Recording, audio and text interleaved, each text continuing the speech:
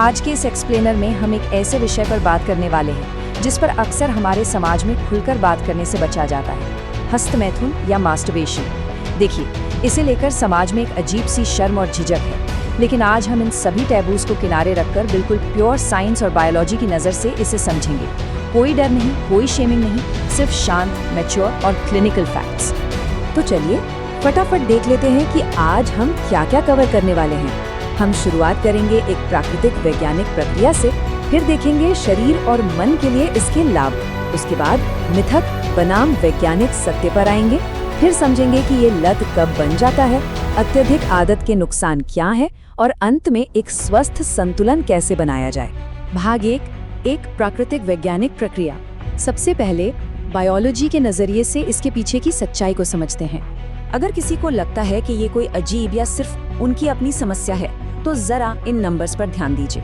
दुनिया भर में लगभग 85 से 95% पुरुष और 65 से 75% महिलाएं अपनी जिंदगी में इसका अनुभव करते हैं। ये कोई बीमारी नहीं है, बल्कि एक पूरी तरह से नॉर्मल यूनिवर्सल ह्यूमन एक्सपीरियंस है। साइंटिफिक शब्दों में कहें तो ये शरीर की सेक्सुअल टेंशन और एनर्जी को रिलीज करने का एक बिल्कुल सामान्य तरीका है। इसे ऐसे समझ सकते हैं जैसे भूख लगने पर खाना खाने की एक नेचुरल इच्छा होती है, ठीक वैसे ही शरीर में जमा हुई ऊर्जा को रिलीज करने की एक बायोलॉजिकल अर्ज होती है, खासकर प्यूबर्टी के बाद जब टेस्टोस्टेरोन तेजी से बढ़ता है। इसमें कुछ भी अप्राकृतिक नहीं है। भाग 2 शरीर और मन के लिए लाभ। अब जरा देखते हैं कि मेडिकल साइंस इसके फायदों के बारे में क्या कहता है। जब ये एक बैलेंस में किया जाता है तो ब्रेन में एक कमाल का feel good chemical cocktail release होता है। इसमें 4 मुख्य हार्मोन्स होते हैं। डोपामाइन जो तुरंत खुशी और रिवॉर्ड का एहसास कराता है, ऑक्सीटोसिन जो गहरी शांति और रिलैक्सेशन देता है, सेरोटोनिन जो मूड को बेहतर और सैटिस्फाइड करता है, और एंडोर्फिन जो शरीर के नेचुरल पेन किलर की तरह काम करता है। ये सब मिलकर स्ट्रेस हार्मोन कोर्टिसोल को कम करते हैं। इन रिलैक्सिंग हार्मोन्स का सीधा असर हेल्थ पर दिखता है। इसके बाद जो सुकून मिलता है वो एक नेचुरल स्लीप एड या नींद की दवा की तरह काम करता है।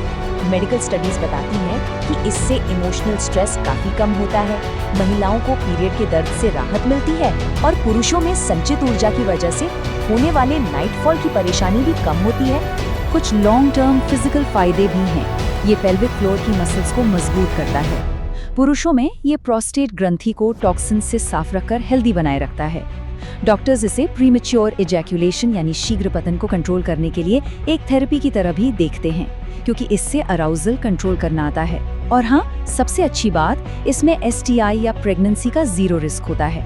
भाग 3 मिथक बनाम वैज्ञानिक सत्य। अब आते हैं उस हिस्से पर जो समाज में सबसे ज्यादा गलतफहमियां पैदा करता है। चलिए इन डराने वाले मिथकों की साइंस से जांच करते हैं। सबसे बड़ा झूठ जो सदियों से फैलाया गया है वो ये है कि इससे शरीर में स्थायी कमजोरी आती है, फिटनेस खराब होती है, बाल झड़ते हैं या आंखों की रोशनी कम होती है। सच बताऊं, साइंस के पास इसका कोई सबूत नहीं है। जो हल्की सी थकान महसूस होती है वो सिर्फ हार्मोन्स के उतार चढ़ाव की वजह से होती है।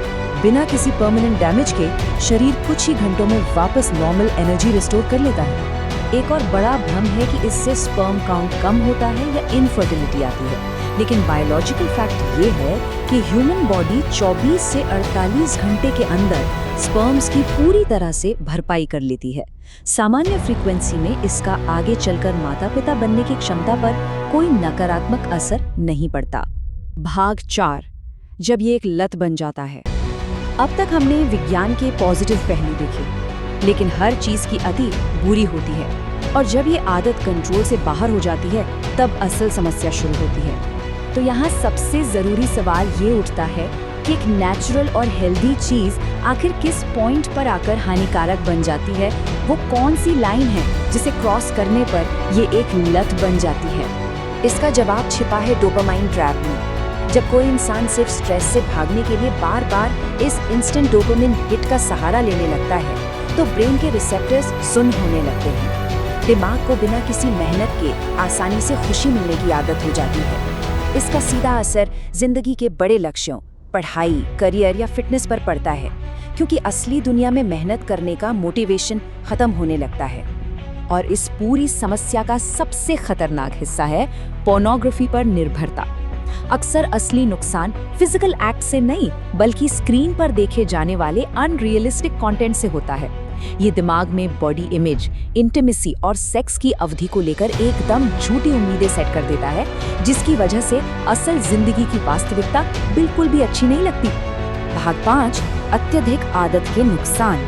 चलिए अब एकदम फैक्चुअल तरीके से समझते हैं कि जब ये एक अनियंत्रित लत बन जाती है तो उसके क्या नुकसान होते हैं। इस टेबल में दोनों के बीच का अंतर एकदम साफ है। जहां एक तरफ एक स्वस्थ और बैलेंस्ड अप्रोच स्ट्रेस को कम करती है और नींद बेहतर बनाती है, वहीं अगर ये लत बन जाए तो सिर्फ मानसिक थकान, गहरा अपराध बोध और डिस्टर्ब स्लीप रूटीन मिलता है। हेल्दी तरीके से इंसान ज्यादा सेल्फ अवेयर होता है, लेकिन लत में वो फोन पर निर्भर हो जाता है और जीवन के लक्ष्यों से उसका पूरा फोकस छिन जाता है। बहुत ज्यादा अति करने के क्लिनिकल साइड इफेक्ट्स भी होते हैं, जैसे कि स्किन में जलन या कुछ समय के लिए सुन्नपन महसूस होना। इंसान सोशली कटने लगता है और एक अजीब सी शर्म महसूस करता है। बार बार होने वाले डिस्चार्ज से जिंक जैसे माइक्रोन्यूट्रिएंट्स का हल्का लॉस होता है, जिससे दिन भर आलस छाया रहता है। और सबसे बड़ी दिक्कत, इतनी ज्यादा आर्टिफिशियल उत्तेजना की आदत पड़ जाती है कि रियल पार्टनर के साथ जुड़ने में भी परेशानी होने लगती है। भाग 6, एक स्वस्थ संतुलन बनाना। तो अगर किसी को लगता है कि ये एक लत बन चुकी है तो घबराने की जरूरत नहीं है। इसे साइंटिफिक तरीके से वापस ट्रैक पर लाया जा सकता है। इसे कंट्रोल करने के कुछ बहुत ही प्रैक्टिकल और प्रूवन तरीके हैं। सबसे पहला और जरूरी काम, रात को मोबाइल फोन को बिस्तर से दूर रखना। यही सबसे बड़ा ट्रिगर होता है। दूसरा, रोजाना एक्सरसाइज करना ताकि एक्स्ट्रा एनर्जी और टेस्टोस्टेरोन सही जगह लगे। अगर अचानक से बहुत तेज अर्ज हो तो ठंडे पानी से नहाना डोपामाइन क्रेविंग्स को तुरंत गिरा देता है। और हाँ, उस वक्त सिर्फ 5 मिनट की गहरी सांसें भी इस साइकिल को तोड़ने में बहुत मददगार साबित होती हैं। अपने डेली रूटीन और डाइट में भी बदलाव किए जा सकते हैं। खाली वक्त में ही दिमाग सबसे ज्यादा भटकता है, इसलिए खुद को किसी काम में बिजी रखना सबसे अच्छी स्ट्रेटजी है। साथ ही बॉडी की एक्स्ट्रा हीट को प्राकृतिक रूप से नॉर्मल रखने के लिए ठंडे दूध या शहद पानी का सेवन करने जैसी सिंपल डाइट टिप्स भी काफी काम आती हैं। अगर इस पूरे एक्सप्लेनर को समेटा जाए तो मेडिकल एक्सपर्ट्स की आम सहमति यही कहती है कि ये ह्यूमन सेक्सुअलिटी का एक बिल्कुल नॉर्मल हिस्सा है। इसे शर्म की नज़रों से देखने की बजाय अगर मॉडरेशन और बैलेंस के साथ देखा जाए तो ये सेल्फ अवेयरनेस और इमोशनल वेलबींग के लिए एक स्वस्थ चीज़ है। इस चर्चा को आखिर में स्क्रीन पर दिख रहे इस विचारोत्तेजक सवाल के साथ खत्म करते हैं। क्या बायोलॉजी को लेकर चले आ रहे इन पुराने टैबूज और शर्म को पीछे छोड़ने का वक्त नहीं आ गया है, ताकि इंसान अपने ही शरीर को बिना किसी गिल्ट या अपराध बोध के एक स्वस्थ और मैच्योर तरीके से समझ सके? उम्मीद है कि विज्ञान और फैक्ट्स पर आधारित इस चर्चा ने बहुत सी गलत फहमियों को दूर किया होगा।